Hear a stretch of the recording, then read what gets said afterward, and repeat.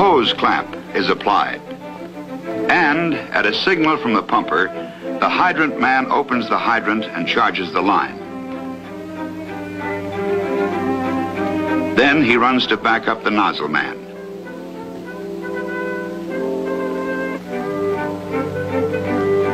The other type of hose laying operation is the reverse lay, used when the pumper reaches the fire before it can get to the hydrant. In this scene, the smoke pots indicate the location of the fire.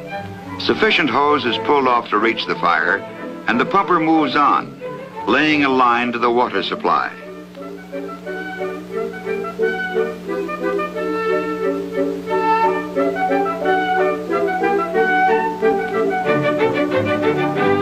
There's the reverse lay with line charged and nozzle men ready to advance on the fire.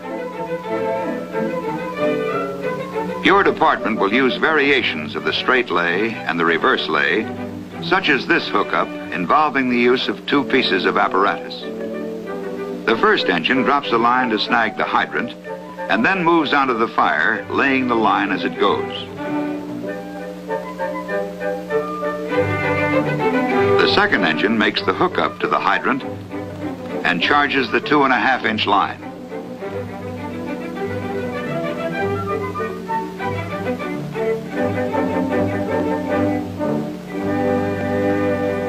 The operations of laying hose and getting water to a fire as quickly as possible and in adequate volumes requires skill and timing. Each of the many jobs involved has to be practiced over and over until you learn to do them instinctively. Remember that many of these operations, such as making and breaking hose connections and attaching nozzles, may have to be carried on in the dark, in snow or mud, and without loss of time. Practice with charged lines is necessary to help you get the feel of your equipment.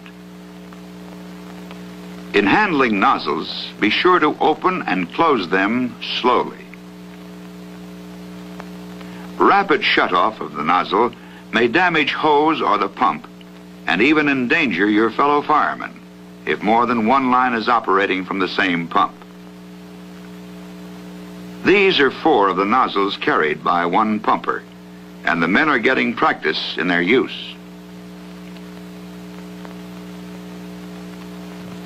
Continuous practice in hydrant work and laying hose is also necessary for quick hookups and efficient pumper operation.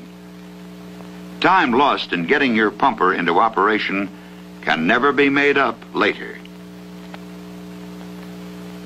Good coordination of pumper controls is necessary so that adequate but not excessive pressures can be furnished quickly to the men at the nozzle.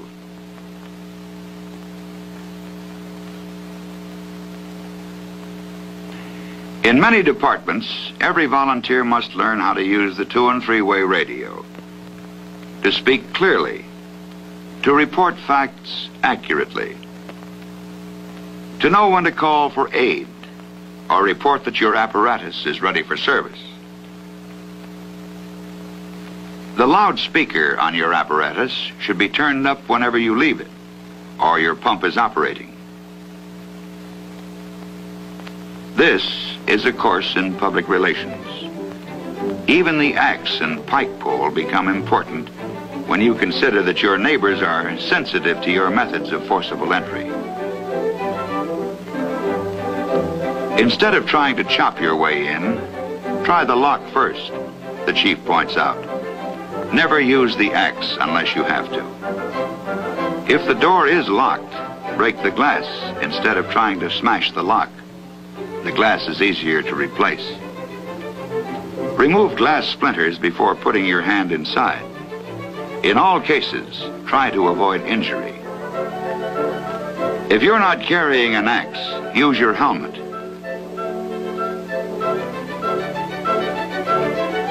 Gloves are indicated for this operation.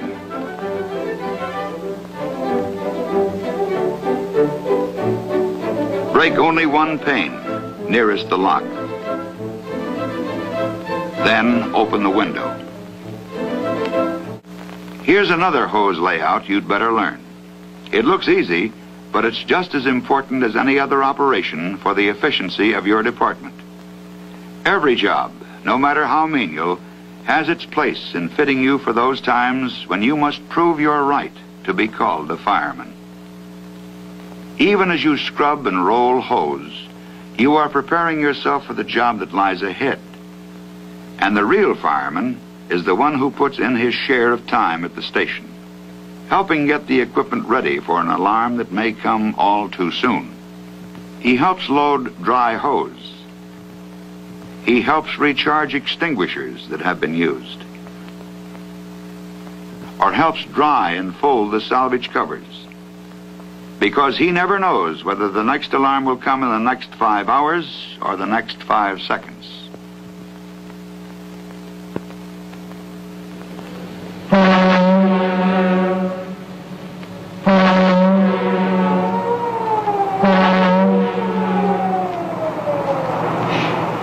But when it comes, you've got to be ready to roll. Rain or sleet, day or night, you've got to get there fast. But get there all in one piece. The test of your training always has the makings of tragedy. Somebody's home, a job, or a life may be at stake. And it's up to you to prove you've trained well. In this sequence, we will see how fast a modern fire department can lick a roaring fire that involves a whole house.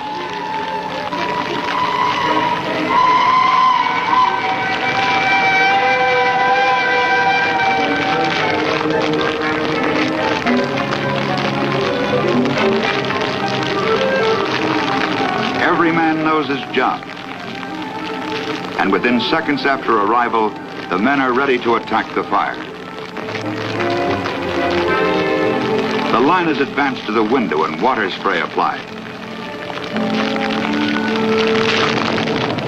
The puffs of steam that result snuff the fire out in a few seconds.